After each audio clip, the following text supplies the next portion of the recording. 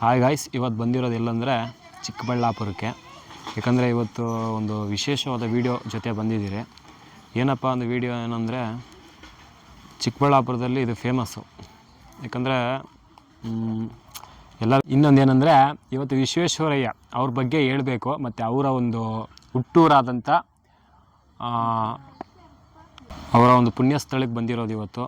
ಅವರ ಹುಟ್ಟೂರಾದಂಥ ಯಾವುದಪ್ಪ, ಮುದ್ದೇನಹಳ್ಳಿ. ಯಾಕೆಂದರೆ ಇಲ್ಲಿ ಹಾಸ್ಪಿಟ್ಲ್ ಕೂಡ ತುಂಬ ದೊಡ್ಡ ಹಾಸ್ಪಿಟ್ಲಿದೆ, ಮುದ್ದೇನಹಳ್ಳಿ ಹಾಸ್ಪಿಟ್ಲು. ಯಾಕಂದರೆ ಇವಾಗ ಅದನ್ನು ಓಪನ್ ಮಾಡಿರೋದು, ತುಂಬ ದೊಡ್ಡ ಮಟ್ಟದಲ್ಲಿ ಓಪನ್ ಮಾಡಿದ್ದಾರೆ. ಏನಕ್ಕಂದರೆ ಬಡವ್ರಿಗೋಸ್ಕರನೇ ಮಾಡಿರೋವಂಥ ಒಂದು ಹಾಸ್ಪಿಟ್ಲ್ ಅದು. ಯಾರಿಗಾದರೂ ಬೇಕಾದರೆ ಕೇಳಿ, ಯಾಕಂದರೆ ಲೊಕೇಶನಲ್ಲಿ ಗೂಗಲಲ್ಲೆಲ್ಲ ಇವಾಗ ಇದೆ, ಅದು ತಿಳ್ಕೊಂಡು ಅದ್ರ ಬಗ್ಗೆ ಬಂದಾಗ ಯಾರ ಹತ್ರ ಪಾಪ ಬಡವ್ರು ಇರ್ತೀರಿ, ಅವ್ರ ಹತ್ರ ದುಡ್ಡಿರಲ್ಲ, ಅಂಥವ್ರು ಬಂದು ಅಲ್ಲಿ ನೋಡ್ಸ್ಕೊಬೋದು. ಮತ್ತು ಊಟ ಕೂಡ ಕೊಡ್ತಾರೆ, ಒಳ್ಳೆ ಊಟ, ಒಳ್ಳೆ ಒಂದು ಸ್ಪೆಷಾಲಿಟಿ ಇದೆ. ಏನೇ ಒಂದು ಸಮಸ್ಯೆ ಇದ್ದರೂ ಅಲ್ಲಿ ನೋಡ್ಸ್ಕೊಬೋದು ಬಂದು. ಮತ್ತು ಫ್ರೀ, ಇನ್ನೊಂದು ಕಡಿಮೆ ದರದ ಕಡಿಮೆ ಅಮೌಂಟಲ್ಲಿ ನೋಡ್ಸ್ಕೊಬೋದು. ಬೇರೆ ಹಾಸ್ಪಿಟ್ಲಿಗೆಲ್ಲ ಕಂಪೇರಿಟಿವ್ ಮಾಡಿದಾಗ ಈ ಹಾಸ್ಪಿಟ್ಲು ಸ್ವಲ್ಪ ಬೆಟರ್ ಅನಿಸುತ್ತೆ. ಇವತ್ತು ಅಮೌಂಟ್ ಏನು ₹1 ಕಟ್ಟಂಗಿಲ್ಲ ಅಂತ ಹೇಳ್ತಾ ಇದ್ದಾರೆ ನಮ್ಮ ಸ್ನೇಹಿತರು. ಅಮೌಂಟ್ ಕಟ್ಟಂಗಿಲ್ಲ ಅಂತೆ. ಮತ್ತು ಅವರ ಒಂದು ವಿಶ್ವೇಶ್ವರಯ್ಯ, ಯಾಕಂದರೆ ಅವರು ಹುಟ್ಟಿ ಇಲ್ಲಿ ಬೆಳೆದು, ಮತ್ತು ಯಾಕಂದರೆ ತುಂಬ ಒಂದು ಪ್ರಸಿದ್ಧ ಸಾಧನೆಗಳು ಮಾಡಿದ್ದಾರೆ ಅವರು. ಯಾವ್ಯಾವ ಸಾಧನೆ ಅಂತ ಅವ್ರ ಬಗ್ಗೆ ಹೇಳ್ಬೇಕಂದ್ರೆ ತುಂಬ ಇದೆ. ಯಾಕಂದರೆ ಇಂಥ ಒಂದು ಚಿಕ್ಕ ಗ್ರಾಮದಿಂದ ಹೋಗಿ ಇಡೀ ವಿಶ್ವದಲ್ಲೇ ಒಂದು ಹೆಸರು ಮಾಡಿದಂಥ ವಿಶ್ವೇಶ್ವರಯ್ಯ ಅವ್ರ ಬಗ್ಗೆ ಮಾತಾಡಬೇಕಾದ್ರೂ ನಾವು ಯೋಚನೆ ಮಾಡಬೇಕು. ಅಂಥ ಒಬ್ಬ ಪುಣ್ಯಾತ್ಮನ ಬಗ್ಗೆ ಇವತ್ತು ಅವರು ಪುಣ್ಯ ಅಂದರೆ ಅವರ ಒಂದು ಅಗಲಿದ ಮತ್ತು ಅವ್ರು ಮಣ್ಣು ಮಾಡಿರೋವಂಥ ಜಾಗಕ್ಕೆ ಇವತ್ತು ನಾವು ಬಂದಿದ್ದೀರಿ. ನೋಡಿಸ್ತೀರಿ ಅವರ ಒಂದು ಪುಣ್ಯಸ್ಥಳ ಯಾವ ಥರ ಇದೆ ಅಂತ. ಯಾಕಂದರೆ ಗೌರ್ನಮೆಂಟ್ ಕೂಡ ತುಂಬ ಚೆನ್ನಾಗಿ ಅವ್ರ ಪುಣ್ಯಸ್ಥಳನ ಒಂದು ನೀಟಾಗಿ ಮಾಡಿದ್ದಾರೆ. ಮತ್ತು ಇನ್ನೊಂದೇನು ವಿಷಯ ಹೇಳಬೇಕಂದ್ರೆ, ಯಾಕಂದರೆ ಅವ್ರ ಬಗ್ಗೆ ಒಂದು ಚಿಕ್ಕ ಸಾಧನೆ ನಾನು ತಿಳ್ಕೊಂಡಿರೋದು ಏನಂದರೆ, ಅವರೊಂದು ಡ್ಯಾಮನ್ನು ನಮ್ಮ ಒಂದು ಮಂಡ್ಯದಲ್ಲಿರುವಂಥ KRS ಡ್ಯಾಮ್ ಎಲ್ಲರಿಗೂ ಗೊತ್ತಿರುತ್ತೆ. ಇವತ್ತು ಆ KRS ಡ್ಯಾಮ್ನ ನಾಲ್ವಾಡಿ ಕೃಷ್ಣರಾಜ ಒಡೆಯರು ಅವರು ಕೂಡ ಕಟ್ಟಿರ್ಬೋದು. ಅವ್ರಿಗೆ ಏನು ದುಡ್ಡಿದೆಯೋ ಅದಕ್ಕೆ ಎಷ್ಟು ಅವಾಗಿನ ಒಂದು ಕಾಲಕ್ಕೆ ಎಷ್ಟು ಒಂದು ಅಮೌಂಟ್ ಆಗಿದೆಯೋ ಅದನ್ನು ಕೊಟ್ಟಿದ್ದಾರೆ. ಆದರೆ ಅದು ಕಟ್ಟಲಿಕ್ಕೆ ಅದರ ಪ್ಲ್ಯಾನ್ ಇರ್ಬೋದು, ಮತ್ತು ನಿಂತ್ಕೊಂಡು ಈ ಥರ ಕಟ್ಟಬೇಕು ಅಂತ ಮಾಡಿಸ್ತಂಥ ಇಂಜಿನಿಯರಿಂಗ್ ಯಾರಾದರೂ ಇದ್ದರೆ ಅದು ವಿಶ್ವೇಶ್ವರಯ್ಯ ಸರ್ ಅವರು. ಅವ್ರಿಗಿರೋ ಆಗಿನ ಕಾಲಕ್ಕೆ ಅಷ್ಟು ತಲೆಯನ್ನು ಉಪಯೋಗಿಸಿ ಆ ಥರ ಕಟ್ಟಿದ್ದಾರೆ ಅಂದರೆ ನಿಜವಾಗ್ಲೂ ಗ್ರೇಟ್ ಅವರು. ಇವಾಗ ಯಾವುದೋ ತುಂಬ ಟೆಕ್ನಾಲಜಿ ಎಲ್ಲ ಬಂದಿದೆ, ಆದರೂ ಆ ಥರ ಕಟ್ಟಲಿಕ್ಕಾಗಲ್ಲ. ಆದರೆ ಆಗಿನ ಕಾಲಕ್ಕೆ ನೋಡಿ, 100 ವರ್ಷಗಳ ಹಿಂದೆ ಕಟ್ಟಿರೋಂಥ KRS ಡ್ಯಾಮು, ಆವಾಗ ಇನ್ನಿಷ್ಟು ಒಂದು ಯೋಚನೆ ಮಾಡಿ, ಇನ್ನಿಷ್ಟು ಒಂದು ಹೈಟೆಕ್ ಯೋಚನೆಯನ್ನು ಮಾಡಿ ಅದನ್ನು ಕಟ್ಟಿದ್ದಾರೆ. ಇಷ್ಟು ಅದಕ್ಕೆ ಒಂದು ಪ್ಲಾನನ್ನು ಉಪಯೋಗಿಸಿ ಅಷ್ಟು ದೊಡ್ಡದಾಗಿ ಕಟ್ಟಿದ್ದಾರೆ. ಇವತ್ತು ಅದು ಇವತ್ತು ನಮ್ಮ ಮಂಡ್ಯ ಇರ್ಬೋದು, ಆ ಒಂದು ಸೈಡು ಮೈಸೂರು ಮಂಡ್ಯ ಆ ಸೈಡಲ್ಲಿ ಇವತ್ತು ನಮ್ಮ ಕಡೆ ಎಲ್ಲ ವರ್ಷಕ್ಕೆ 1 ಬೆಳೆ ತೆಗಿಬೋದು, ಹತ್ತು ಕಡೆ ಎಲ್ಲ ಇವತ್ತು 2ರಿಂದ 3 ಬೆಳೆ ತೆಗಿತಾರೆ. ಇವತ್ತು ಅವ್ರಿಗೆ 24 ಗಂಟೆ ನೀರು ಹೋಗುತ್ತೆ, ನೀರು ಅವ್ರಿಗೆ ಸೌಕರ್ಯ ಇದೆ.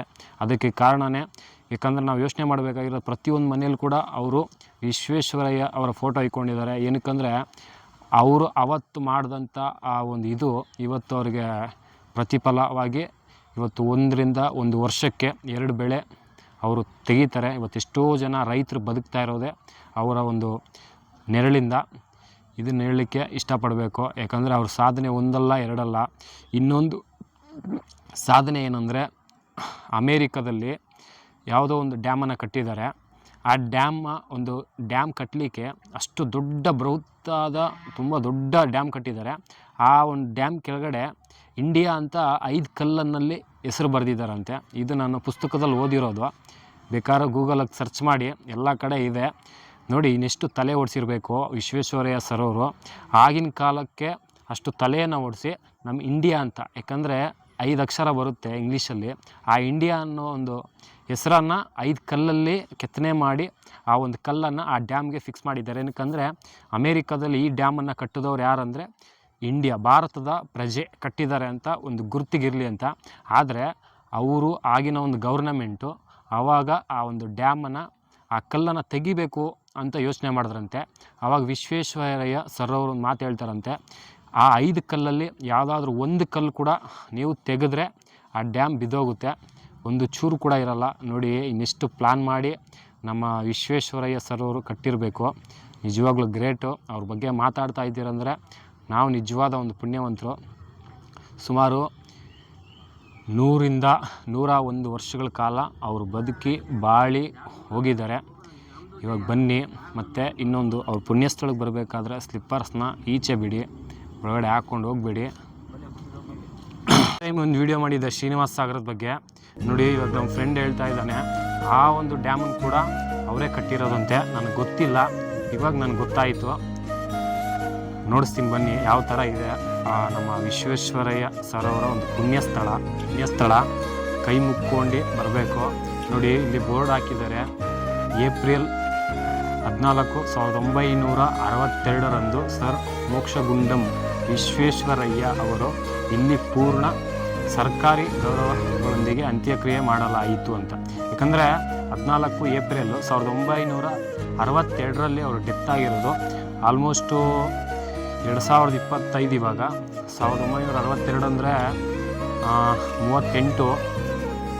38 ಪ್ಲಸ್ ಒಂದು 20, 38 ಪ್ಲಸ್ ಒಂದು 20 ಅಂದರೆ ಆಲ್ಮೋಸ್ಟ್ ಲೆಕ್ಕ ಹಾಕಿ 38, ಒಂದು 20, 58 ಒಂದು 5, 63 ವರ್ಷ ಆಗಿದೆ ಅವರ ಒಂದು ಅಂತ್ಯಕ್ರಿಯೆ ಆಗಿ. ಈ ಜಾಗದಲ್ಲಿ 63 ವರ್ಷಗಳ ಹಿಂದೆ ಇಲ್ಲಿ ಅವರ ಒಂದು ಅಂತ್ಯಕ್ರಿಯೆ ಆಗಿದೆ.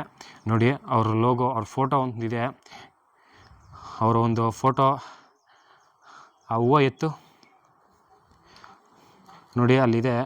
ಅವರ ಒಂದು ಇಸ್ವಿ ಬೇಕಾದರೆ ನೋಡ್ಕೊಬೋದು. 15/9/1860ರಲ್ಲಿ ಅವರು ಹುಟ್ಟಿರೋದು. ಅವರು ಡೆತ್ ಆಗಿದ್ದು ನಮ್ಮನ್ನೆಲ್ಲ ಬಿಟ್ಟೋಗಿರೋಂಥ ದಿನಾಂಕ ಬಂದು 14/4/1962ರಲ್ಲಿ ಅವರು ನಮ್ಮನ್ನೆಲ್ಲ ಬಿಟ್ಟು ಇಹಲೋಕವನ್ನು ತ್ಯಜಿಸಿದ್ದಾರೆ. ಅವರ ಒಂದು ಪುಣ್ಯ ಸ್ಥಳ ಇದು. ಅವರ ಒಂದು ಅಂತ್ಯಕ್ರಿಯೆ ಆಗಿರುವಂಥ ಸ್ಥಳ ನೋಡಿ ಯಾವ ಥರ ಇದೆ ಅಂತ. ನಿಜವಾಗ್ಲೂ ನಮ್ಮ ಗೌರ್ನಮೆಂಟ್ಗೆ ಒಂದು ಗೌರವ ಸಲ್ಲಿಸಬೇಕು ಈ ಥರ ಒಂದು. ಯಾಕಂದರೆ ಈ ನಾಡಿಗೆ ಕೊಡುಗೆ ಏನಾದರೂ ಕೊಟ್ಟಿರೋಂಥ ವಿಶ್ವೇಶ್ವರಯ್ಯ ಸರ್ ಅವರ ಮೂರ್ತಿ ಕೂಡ ನೋಡಿ ಯಾವ ಥರ ಮಾಡಿದ್ದಾರೆ. ವಿಶ್ವೇಶ್ವರಯ್ಯ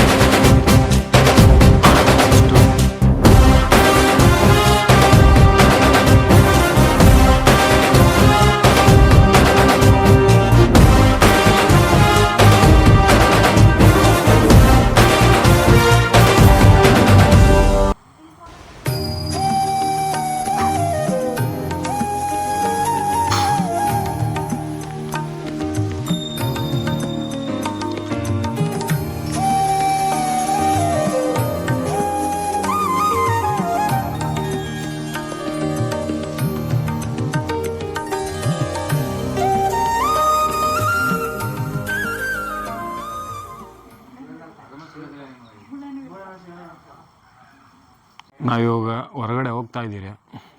ತುಂಬ ಜನ ಬರ್ತಾರೆ, ಆದರೆ ರಜಾ ಇದ್ದಾಗ ಬಂದೇ ಬರ್ತಾರೆ. ಇಲ್ಲಿ ಯಾವ ಥರ ಇದೆ ನೋಡಿ. ಎಷ್ಟು ಒಂದು ಗೌರ್ಮೆಂಟು ಅವಾಗ ಖರ್ಚು ಮಾಡಿ ಇದನ್ನು ಕಟ್ಟಿರೋದು. ತುಂಬ ಚೆನ್ನಾಗಿದೆ. ಯಾವಾಗಾದ್ರೂ ಈ ಕಡೆ ಬಂದಾಗ ಬನ್ನಿ. ಮ್ಯೂಸಿಯಂ ಕೂಡ ಇದೆ, ನೋಡಿಸ್ತೀರಿ ಯಾವ ಥರ ಮ್ಯೂಸಿಯಂ ಇದೆ ಅಂತ. ಅವರು ಯೂಸ್ ಮಾಡ್ತಾ ಇದ್ದಂಥ ಅವರ ವಸ್ತುಗಳಿರ್ಬೋದು ನೋಡಿ. ಇಲ್ಲಿ ಬೋರ್ಡ್ ಇದೆ.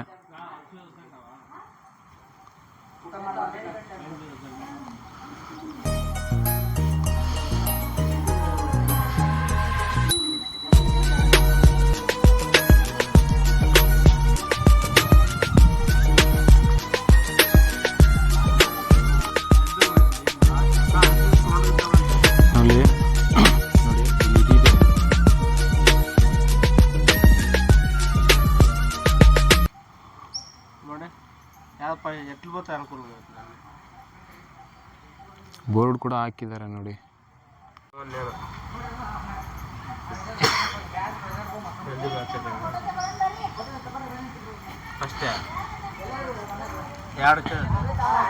ತುಂಬ ಜನ ಬರ್ತಾರೆ ಪಾಪ ಮ್ಯೂಸಿಯಂ ನೋಡಲಿಕ್ಕೆ. ಇದೇ ಅವರ ಒಂದು ಹುಟ್ಟ ಸ್ಥಳ, ಹುಟ್ಟಿರೋವಂಥ ಮನೆ ನೋಡಿ. ಇದು ಅವರ ಒಂದು ಮನೆ. 200 ವರ್ಷಗಳ ಹಿಂದೆ ಕಟ್ಟಿರೋವಂಥ ಒಂದು ಮನೆ ಇದು.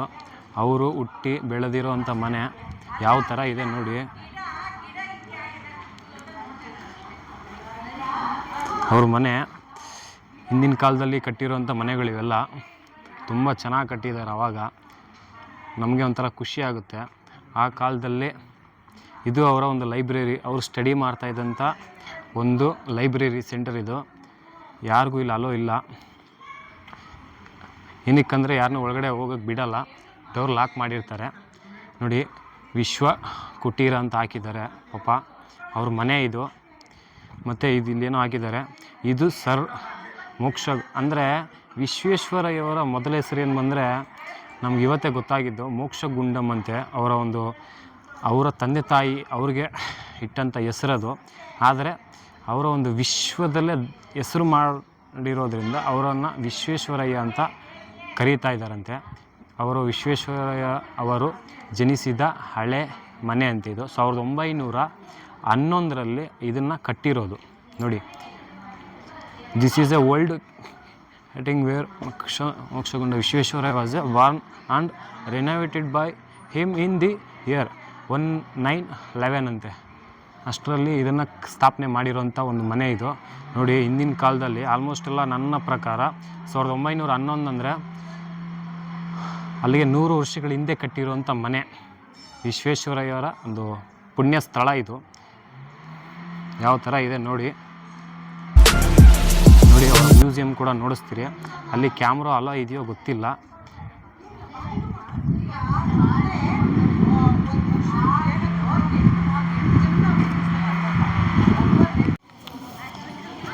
ಇನ್ನೊಂದು ಏನಂದರೆ, ಮುಖ್ಯವಾದ ವಿಷಯ ಏನಂದರೆ, ದಯವಿಟ್ಟು ಯಾರೂ ಅಷ್ಟೇ ಒಳಗಡೆ ಹೋಗ್ಬೇಡಿ ಮ್ಯೂಸಿಯಂ ಒಳಗಡೆ.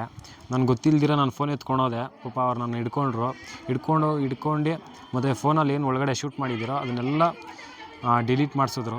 ಏನಕ್ಕಂದರೆ ಒಳಗಡೆ ಎತ್ಕೊಂಡು ಹೋಗಬಾರ್ದು ಫೋನ್ನ, ಗೊತ್ತಿಲ್ದಿರ ಎತ್ಕೊಂಡೋಗಿ. ಯಾರಾದರೂ ನೆಕ್ಸ್ಟ್ ಟೈಮ್ ಬಂದಾಗ ಈಚೆ ಎಲ್ಲ ವೀಡಿಯೋ ಮಾಡಿ ಏನಾಗಲ್ಲ, ಒಳಗಡೆ ದಯವಿಟ್ಟು ಫೋನನ್ನು ಎತ್ಕೊಂಡು ಹೋಗಬೇಡಿ.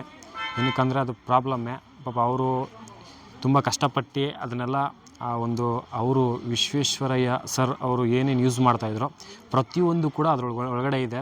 ಅವ್ರಿಗೆ ಬಂದಿರೋಂಥ ಪ್ರಶಸ್ತಿಗಳಿರ್ಬೋದು, ಅವ್ರಿಗೆ ಕೊಟ್ಟಿರೋಂಥ ಒಂದು ಏನು ಅವ್ರಿಗೆ ಪ್ರಶಸ್ತಿಗಳು ಮತ್ತು ಸರ್ಟಿಫಿಕೇಟ್ ಏನೇನು ಕೊಟ್ಟಿದ್ದಾರೆ ಪ್ರತಿಯೊಂದನ್ನು ಒಳಗಡೆ ಇಕ್ಕಿದ್ದಾರೆ. ಅವ್ರ ಮ್ಯೂಸಿಯಂ ಒಳಗಡೆ ಇದೆ. ಮತ್ತು ಅವ್ರು ಯೂಸ್ ಮಾಡ್ತಾಯಿದ್ದಂಥ ಟೇಬಲ್ಸ್ ಇರ್ಬೋದು, ಪೆನ್ನು ಮತ್ತು ಅವ್ರ ಬುಕ್ಸು, ಮತ್ತು ಅವ್ರ ಬಟ್ಟೆಗಳು ಪ್ರತಿಯೊಂದು ಕೂಡ ಒಳಗಡೆ ಇದ್ದಾವೆ. ಎಲ್ಲರೂ ಹೋಗಿ ನೋಡಿ. ದಯವಿಟ್ಟು ಯಾರು ಫೋನನ್ನು ಎತ್ಕೊಂಡು ಹೋಗ್ಬಿಡಿ ಒಳಗಡೆ. ಏನಕ್ಕಂದರೆ ಫೋನ್ ಅಲೋ ಇಲ್ಲ. ಗೊತ್ತಿಲ್ದಿರ ನಾನು ಎತ್ಕೊಂಡೋದೆ. ಮತ್ತು ನೀವು ಯಾರು ಇದು ಎತ್ಕೊಂಡೋದ್ರೆ ಅವ್ರು ನಿಜವಾಗ್ಲೂ ಫೋನ್ ಕಿತ್ಕೊತಾರೆ. ಮತ್ತು ಏನೇ ವೀಡಿಯೋ ಮಾಡಿದ್ರೆ ಡಿಲೀಟ್ ಮಾಡಿಸ್ತಾರೆ. ಇಷ್ಟನ್ನು ಹೇಳಬೇಕು. ಇವತ್ತಿನ ಒಂದು ದಯವಿಟ್ಟು ಇಷ್ಟು ಕಷ್ಟಪಟ್ಟು ವೀಡಿಯೋ ಮಾಡಿದ್ದೀರಿ. ಸಬ್ಸ್ಕ್ರೈಬ್ ಮಾಡಿ, ಲೈಕ್ ಮಾಡಿ, ಅದೇ ರೀತಿ ಚಾನಲ್ನ ಸಪೋರ್ಟ್ ಮಾಡಿ. ದಯವಿಟ್ಟು ಈ ಒಂದು ವೀಡಿಯೋನ ನಿಮ್ಮ ಫ್ರೆಂಡ್ಸ್ ಇರ್ಬೋದು ಮತ್ತು ನಿಮ್ಮ ಫ್ಯಾಮಿಲಿ ಅವ್ರಿಗೆ ಎಲ್ಲರಿಗೂ ಶೇರ್ ಮಾಡಿ, ಸಬ್ಸ್ಕ್ರೈಬ್ ಮಾಡಿಸಿ. ಕಷ್ಟಪಟ್ಟು ಈ ವಿಡಿಯೋ ಮಾಡ್ತಾಯಿದ್ದೀರಿ. ಎಲ್ಲರಿಗೂ ಒಳ್ಳೆಯದಾಗಲಿ. ಬಾಯ್, ಟೇಕ್ ಕೇರ್. ಜೈ ಹಿಂದ್, ಜೈ ಕರ್ನಾಟಕ, ಭಾರತ ಮಾತೆ.